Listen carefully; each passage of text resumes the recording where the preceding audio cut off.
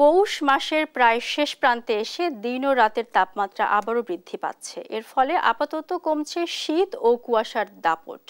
শেষ রাত থেকে সকাল পর্যন্ত সারা দেশের কোথাও কোথাও হালকা থেকে মাঝারি ধরনের কুয়াশা থাকলেও পঞ্চগড় ও ঠাকুরগাঁয়ে শীতের তীব্রতা কমেছে। শেরপুর ও হবিগঞ্জে কুয়াশা নেই, কমেছে শীতের তীব্রতাও। এদিকে শীতের কারণে বিপাকে রয়েছেন খেটে খাওয়া মানুষ। হাসপাতালে বেড়েছে শীতজনিত রোগ আক্রান্ত রোগীর সংখ্যা। সোমবার সন্ধ্যা পর্যন্ত পরবর্তী ২৪ ঘন্টার পূর্বাভাসে জানা গেছে, আকাশ স্থায়ীভাবে আংশিক মেঘলাসহ সারা দেশের আবহাওয়া শুষ্ক থাকতে পারে। শেষ রাত থেকে সকাল পর্যন্ত সারা দেশের কোথাও কোথাও হালকা থেকে মাঝারি ধরনের কুয়াশা পড়তে পারে। বর্তমান সময় শীত কিছুটা কমে এসেছে।